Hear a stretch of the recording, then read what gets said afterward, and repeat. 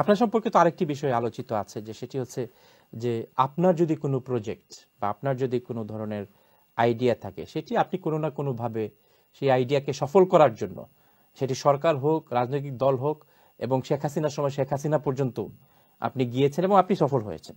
আপনার এই যে একটি চমৎকার গুণ আছে, সেই গুণের কারণে অনেকেই প্রশ্ন করেন যে আসলে আপনার উদ্দেশ্য কি? আপনি প্রশাসক হতে চাচ্ছেন, নাকি আপনি এমপি হতে চাচ্ছেন? এমপি হলে আপনি কোথায় এমপি হতে চাচ্ছেন? আপনি কি মৌলভীবাজারে হবেন, নাকি সিলেট 4-এ হবেন, নাকি সিলেট 1-এ হবেন, নাকি বর্তমানে প্রশাসক হবেন, নাকি সিটি কর্পোরেশন নির্বাচনের জন্য আপনি অপেক্ষা করবেন? আপনি যে কতটা পার্লামেন্টের এরিয়ার কথা বলেছেন, তার সঙ্গে সিটি কর্পোরেশন, এগুলো তো হচ্ছে আমাদের দলীয় সিদ্ধান্তের ব্যাপার। 1 নম্বর। 2 নম্বর, নির্বাচনী রোডম্যাপটা ক্লিয়ার হইলে পরে আমি প্রত্যেক ক্যান্ডিডেট তার প্রার্থিতা সম্পর্কে সে তার দলের কাছে অ্যাপিল করতে পারে।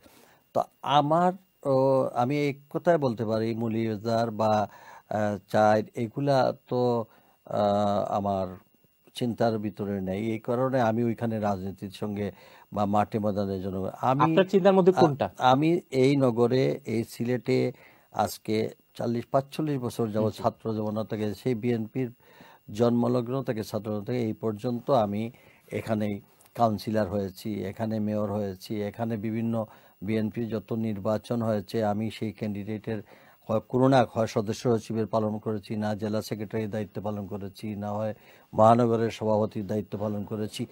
এইভাবে আমি যদি বলি, আমার এই সিলেট নগরীতে এবং সিলেট 1 আসনে আমার ছিল প্রতিটি উন্নয়নমূলক কর্মকাণ্ডের সঙ্গে যেমন সম্পৃক্ত ছিলাম। সিলেট 1 আসন এবং সিটি কর্পোরেশন দুই এলাকা? না, দুই এলাকা না। সিলেট 1 এবং সিলেট 1 অনেক বড়। সিলেট 1 না, সিলেট কোম্পানিগঞ্জ না, কোম্পানিগঞ্জ তো চলে গেছে জনতা গোয়েঙ্গাতে চলে গেছে। তো সিলেট 1 তাহলে কোন কোন আসন? সিলেট 1 আসনেই সিলেটের সদর নিয়ে, হ্যাঁ। কিন্তু সিটি কর্পোরেশনের এরিয়া হচ্ছে সিলেট 1 এবং সিলেট 3।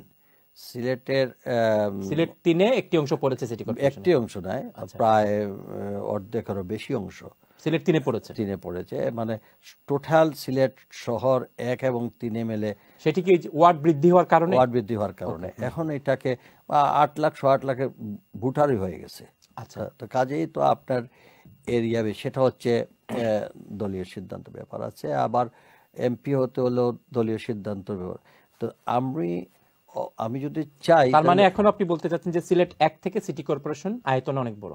ডেফিনেটলি অনেক বড়। ঢাকার সমসাময়িক এবং গাজীপুরের থেকে কম। আচ্ছা, গাজীপুর থেকে কম, বাকি চিটাগাং থেকে বড়। আচ্ছা, তো কাজেই সেটা বড় কথা না। বড় কথা হচ্ছে আমার দল ডিসিশন তখনই নিবে যখন ইলেকশন রোডম্যাপ দেবে, তখনই আমি হবে, বা আরও অন্যান্যরাও তো দরখাস্ত দিতে পারে। তবে আমাকে যে কোয়েশ্চেন করছেন, আমি মৌলভীবাজার কিংবা সিলেট 4, আমার তো দাবি থাকলে আমার এইখানেই, আমার দল বিবেচনা করবে এখানে আমার। তো দাবি কোনটি করবেন? আপনাকে যদি আমি সিলেটেই থাকব। সিলেটে কোন, মানে এখন কি সিটি কর্পোরেশন? যেটা আগে আসবে সেটাতে। বিএনপি তো চাচ্ছে আগে জাতীয় নির্বাচন হোক। আমি বিএনপি চাচ্ছি, আমি তো প্রার্থী হইলে যে আমাকে দিতে হবে এমন তো কোনো কথা, দল সিদ্ধান্ত নেবে। আমি প্রার্থী হবেন কিনা?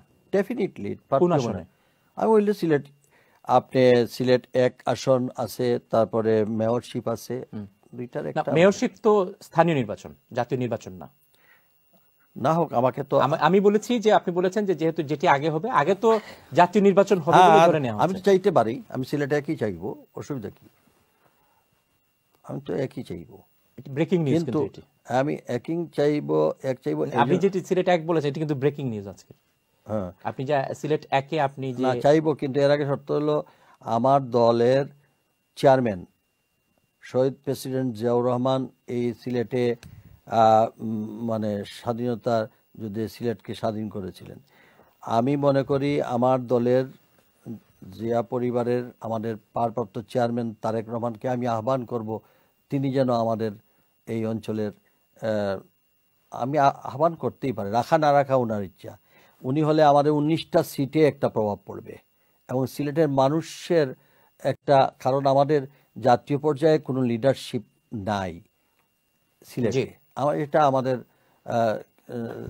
আপনি নিজেই জানেন আমাদের সেই রকম। জাতীয় পর্যায়ে নেই এবং বিএনপি সেখানে পুরোপুরি কতটুকু ব্যর্থ অথবা সফল সেটি নিয়ে আমি আলোচনা করব। সেটার জন্য কিন্তু জনাব তারেক রহমান যদি সিলেটে, আপনি কি তারেক রহমান সাহেবকে বলছেন যে তিনি সিলেটে এসে ইলেকশন করবেন? এখনো উনি বলি না, আমি তো না, আপনি অনুরোধ করবেন।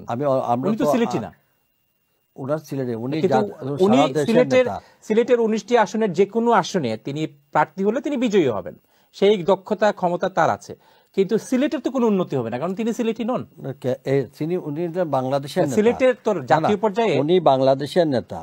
বিএনপি যখনই ক্ষমতায় আসছিল, শহীদ প্রেসিডেন্ট জিয়াউর রহমানের থেকে শুরু করে খালেদা জিয়ার সময় পর্যন্ত, এই টাইমেই সিলেটের যত উন্নয়ন হয়েছে বিএনপি, আর উনি ওই ব্লাডেরই।